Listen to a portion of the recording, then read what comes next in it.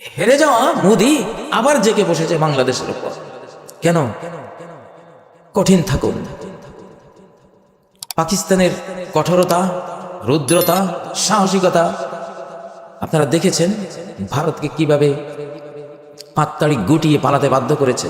আমরা আগেই বুঝেছিলাম, খুব দৃঢ় বিশ্বাসে বলেছিলাম ভারত হেরে যাবেই ইনশাআল্লাহ, পাকিস্তান বিজয়ী হবে, কারণ এই শতাব্দী আমাদের হেরে যাবার নয়, আমাদের বিজয়ের। মুসলিম জাহান এখন একটি পরাশক্তি, 57 দেশ মিলে একটি মুসলিম যুক্তরাষ্ট্র হয়ে গেছে কোনো ঘোষণা ছাড়াই, আর কোনো অ্যালায়েন্স লাগবে না, এটা হয়ে আছে। বাংলাদেশ আক্রান্ত হবে, গোটা মুসলিম জাহান সেটার প্রতিশোধ নেবে। অতএব আক্রমণকারীদের এটা ভাবার কোনো উপায় নেই যে ছোট্ট দেশ বাংলাদেশ বিচ্ছিন্ন দেশ, খেয়ে ফেলবো, খেয়ে ফেলতে পারবে না, তোমরাই ভক্ষিত হয়ে যাবে ইনশাআল্লাহ।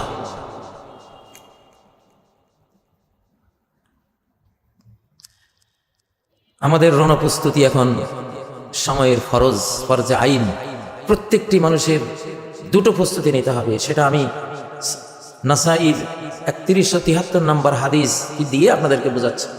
আমরা বাইয়ত নেব, দেশ রক্ষার যুদ্ধে বাইয়ত নেব, জীবন দেব, সম্পদ দেব, শত্রুর জীবন নেব, এই কথার উপরে বাইয়ত নেব ইনশাআল্লাহ। এটা ধর্মযুদ্ধ।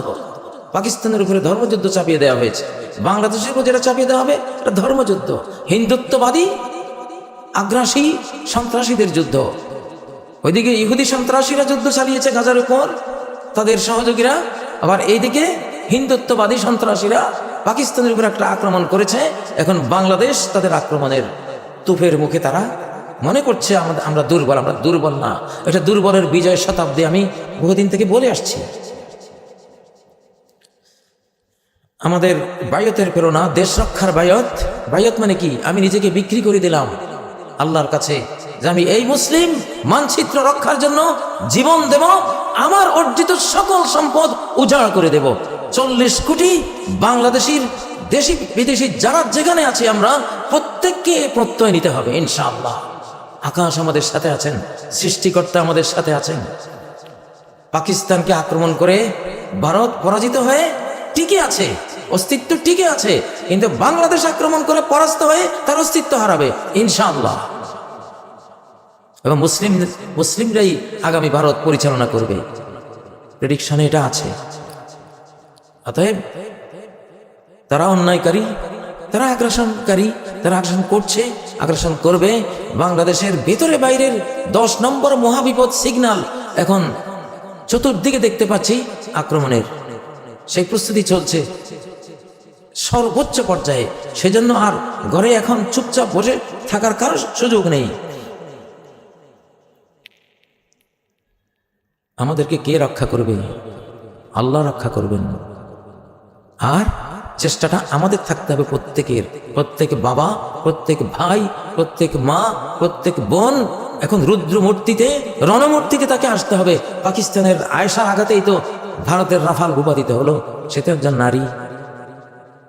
নারীরা যখন ইমান হৃদয়ে নিয়ে তারা যখন ঝাঁপিয়ে পড়েন, আল্লাহ তাদেরকে দিয়েও পুরুষের মতো বাতাচ্ছ বীরত্ব গাথা তিনি তৈরি করেন। যে হাদিসটি বলতে চাচ্ছি সেটি হচ্ছে আবু হুরায়রার হাদিস। আবু হুরায়রার গোপন ব্যাগেই অনেক তথ্য ইনফরমেশন রয়েছে কিয়ামত পর্যন্ত। তো তারই কথা, ওয়াদানা রাসূলুল্লাহি সাল্লাল্লাহু আলাইহি সাল্লাম গাজওয়াতুল হিন্দি। রাসূলুল্লাহ সাল্লাল্লাহু আলাইহি সাল্লাম আমাদেরকে প্রতিশ্রুতি দিয়েছিলেন হিন্দুস্তানের বিরুদ্ধে যুদ্ধাভিযান পরিচালনার।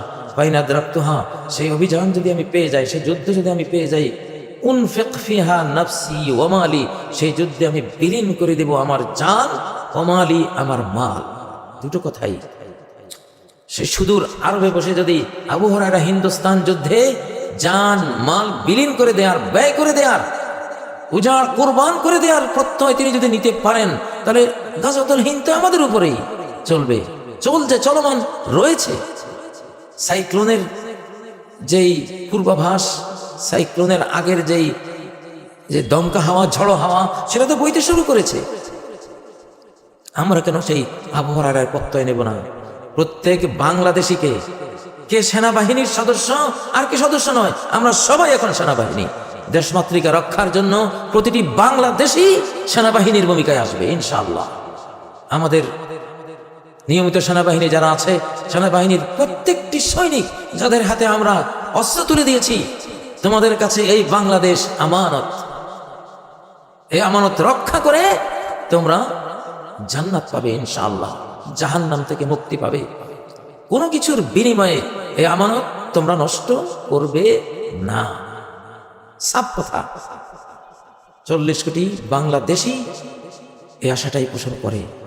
উনফিক ফিহা নাফসি ওমালি ফাইন উকতাল কুনতু মিন আফদালি শুহাদা, যদি আমি নিহত হই আমি সর্বশ্রেষ্ঠ শহীদদের মধ্যে পরিগণিত হব। কত বড় কথা। আমরাও চাই সর্বশ্রেষ্ঠ শহীদদের মর্যাদায় উন্নীত হতে। এটাই আমাদের দিগ্বিজয়ী শক্তি, মুমিনদের এটাই সর্বোচ্চ বল। বেঈমানরা যুদ্ধের ময়দানে গিয়ে বাংকার খোঁজে বাঁচার জন্য, আর মুমিনরা যুদ্ধের ঘমসান ফিল্ড খোঁজে জীবনটা দেওয়ার জন্য। এটাই পার্থক্য, এটাকে ভয় পায় বেঈমানরা। বাংলাদেশ আমরা ইনশাআল্লাহ জীবন দেওয়ার দৃঢ় প্রত্যয়, সে আকাশচুম্বী স্বপ্ন নিয়ে আমরা অপেক্ষায় থাকবো। কুনতু মিন আফদালি শুহাদা ওয়াইনার যে ফানা আবু হুরায়রা তাল মুহাররার, আর আমি যদি যুদ্ধ থেকে জীবন নিয়ে ফেরত আসি তাহলে আমি হব আবু হুরায়রা আল মুহাররার, জাহান্নাম থেকে মুক্ত আবু হুরায়রা। প্রত্যেক বাংলাদেশী এই ধেয়ে আসা যুদ্ধে যারা অংশ নেবেন, বুক পেতে দেবেন আবু সাঈদের মতো, তারা হয় সর্বশ্রেষ্ঠ শহীদ, আর না হয় তারা সর্বশ্রেষ্ঠ জাহান্নাম থেকে মুক্ত গাজী। এত বড় সুযোগ, এত বড় অফার আমাদের জন্য রয়েছে আল্লাহর পক্ষ থেকে। এই সুবর্ণ সুযোগ আমরা হারাবো না ইনশাআল্লাহ। আমাদেরকে শত্রুরা যাতে দুর্বল না ভাবে। আর আমাদের ভেতরে কিছু গাদ্দার, কিছু মীর জাফর, কিছু বিশ্বাসঘাতকদের তৎপরতা আমরা দেখতে পাচ্ছি। আমাদের জাতিকে ঐক্যবদ্ধ হতে হবে। যাদের ভেতরে ভারত প্রীতি আছে সেটা ভুলে যান। তারা একটা পরাজিত শক্তি, আগামী দিনে আরো সিরিয়াস পরাজিত হবে এবং তাদের অস্তিত্ব তাদের দেশে আর থাকবে না। সেখানে মুসলিমরাই তখন দেশ চালাবে, ভারত চালাবে ইনশাআল্লাহ। আপনারা যদি এখনো তাদের পক্ষে থাকেন, ভাবছেন যে তারা আমাদেরকে বাঁচাবে, তারাও যাবে, আপনারাও যাবেন। অযথা মুসলিম হয়ে, মুমিন হয়ে এত বড় ভুল আপনারা করবেন না। এখানে একটি হাদিসে রয়েছে, তাতুনা বিমুলুকিল হিন্দ বিসালাসিল ওয়াল আগলাল। মুলুকুল হিন্দ, ভারত ভেঙে টুকরো টুকরো হয়ে যাবে। এই ভারতের রাজন্যবর্গ, তাদের আগ্রাসন, মুসলিম জাতির উপরে আক্রমণের ফলশ্রুতিতে তাদেরকে অ্যারেস্ট করা হয়। তাহলে আপনারা কেন, যারা অভিশাপ যাদের উপরে নেমে এসেছে তাদের পক্ষ হয়ে আপনারাও সেই অভিশাপের অংশীদার কেন হবেন? হবেন না কেউ। আশা করি আমাদের এই বাংলাদেশে আমরা আপনাদের ভালোবাসি। আমরা বাংলাদেশি, বাংলা ভাষী যারা আছি, আমরা এই দেশকে ভালোবাসি, এই দেশকে আমরা ভালোবাসবো, এই দেশের জন্য আমরা জীবন দেব, আমাদের সম্পদ সবকিছু উজাড় করে দেব। কারণ এই মানচিত্র আমরা আল্লাহর জন্য নিয়েছি, মুসলিম উম্মার জন্য নিয়েছি। এখানে যারা হিন্দু, বৌদ্ধ, খ্রিস্টান, তারাও এখানে নিরাপদ থাকবেন। আপনারা আপনাদের ধর্ম পালন করুন, আমরা আমাদের ধর্ম পালন করি। প্রিয় ভাইয়েরা, প্রিয় বোনেরা, এখন পৃথিবীতে ধর্মযুদ্ধ চলছে।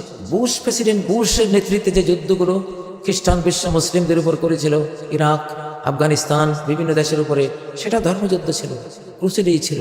এখন সে ধর্মযুদ্ধ আরো সিরিয়াস, আরো গভীর পর্যায়ে চলে গেছে। অতএব ইমানকে শানিত করুন। আল্লাহ বলেছেন, ওয়াইন তাসবিরু ওয়া তাত্তাকু লা ইয়াদুররুকুম কাইদুহুম শাইআ। যদি অটল অবিচল থাকতে পারো, ওয়া তাত্তাকু, এবং তাকওয়ার উপরে যদি থাকতে পারো, লা ইয়াদুররুকুম কাইদুহুম শাইআ, তাদের চক্রান্ত সামান্যতম তোমাদের ক্ষতি করতে পারবে না ইনশাআল্লাহ, ক্ষতি করতে পারবে না। তাহলে কেন আপনারা ভয় পাবেন? আল্লাহ তো গ্যারান্টি দিলেন। অতএব আমাদের প্রয়োজন অটল অবিচল থাকা, আমাদের দেশপ্রেমের উপর, ঈমানের উপর, আমাদের দেশের অখণ্ডতা এবং নিরাপত্তা রক্ষার উপরে আমাদের অটল অবিচল থাকতে হবে। ইন্নাল্লাহা বিমা ইয়ামালুনা মুহীত। কাফেররা যা করছে সবকিছু আল্লাহ বেষ্টন করে রেখেছেন। সময় মতো তিনি ইলহাম করবেন, আকাশ থেকে আমাদের হৃদয়ে বার্তা দিয়ে দেবেন যে এটা করো, এটা বর্জন করো, এদিকে মুভ করো, এটা ইনশাআল্লাহ আমরা পাবো। অতএব এই গ্যারান্টি যেহেতু আল্লাহ দিচ্ছেন, সেহেতু আমাদের ভয়ের কিছু নেই। এটি সূরা আলে ইমরানের 120 নম্বর আয়াত। লা ইয়াদুররুকুম কাইদুহুম শাইআ, তাদের চক্রান্ত কিছুই করতে পারবে না, বাংলাদেশের কিছুই করতে পারবে না ইনশাআল্লাহ। তো আমি আর কথা লম্বা করব না। আমাদের জান, আমাদের মাল উভয়টাই আমরা কোরবান করার একটা প্রত্যয়, একটা মানসিক প্রস্তুতি আমাদের নিতে হবে ইনশাআল্লাহ। এই মানসিক প্রস্তুতির উপরে আল্লাহর পক্ষ থেকে তৌফিক আসবে, সাহায্য আসবে। फिदा ए बदर पैदा कर फरिश्ते तेरे नुसरत को उतर सकते हैं गर्दों से कतार अंदर कतार रब्बी। তুমি বদর যুদ্ধের ঈমানি আবহ তৈরি যদি করতে পারো, তাহলে কাতারে কাতারে ফেরেশতা সারিবদ্ধ হয়ে হাজার হাজার ফেরেশতা তোমার সাহায্যের জন্য, তোমাকে বিজয়ী করার জন্য নেমে আসবে আকাশ থেকে। এখন সেই যুগ শুরু হয়েছে প্রিয় ভাই বোনেরা। অতএব মে মাস, জুন মাস প্রচন্ড সতর্ক থাকুন, প্রচন্ড সতর্ক থাকুন। সরকার প্রচন্ড সতর্ক থাকুন। আমাদের সেনাবাহিনী, নিরাপত্তা বাহিনী, ট্রেনিং প্রাপ্ত প্রতিটি বাংলাদেশি, বাংলা মায়ের দামাল ছেলেরা সবাই সতর্ক থাকুন। যাদের ট্রেনিং নেই, আমরা সতর্ক থাকবো আমাদের ঈমান নিয়ে। আমাদের হাতের ইশারায় একটা প্রণয়কাণ্ড আমরা ঘটিয়ে দিতে পারবো ইনশাল্লাহ, সেই ঈমান যদি আমাদের হৃদয়ে থাকে। এখানে কথা হলো ওয়া'আদ্দু লাহুম মাসতাতা'তুম মিন কুওয়া, তোমার যে সামর্থ্য আছে শক্তি তুমি সঞ্চয় করে রাখো। যেটা আছে এক মুঠি বালি হলেও তুমি মারবে, ওটাই কাজ হবে ইনশাআল্লাহ। আল্লাহ তাআলা বাংলাদেশকে হেফাজত করুন, বাংলাদেশকে রক্ষা করুন, বাংলাদেশের সরকারকে শক্তিশালী করুন। আমরা সরকারের সাথে আছি, আমাদের দেশপ্রেমিক সেনাবাহিনীর সাথে আছি। দেশকে যারা ভালোবাসবেন, আমরা আল্লাহকে নিয়ে তাদের সাথে আছি। আমাদের হারার কোনো সম্ভাবনা নেই, হেরে যাবার কোনো সুযোগ নেই। তবে হ্যাঁ, এখানে শহীদি মরণ আসবে, শাহাদাত আসবে, সেটা আমরা হাসি মুখে বরণ করে নেব ইনশাআল্লাহ। যারা মরব জান্নাত জয় করব, যারা বাঁচব বাংলাদেশ তো জয় করবই, আক্রমণকারীদের দেশও জয় করে ছাড়বো ইনশাআল্লাহ। বাংলাদেশ জিন্দাবাদ।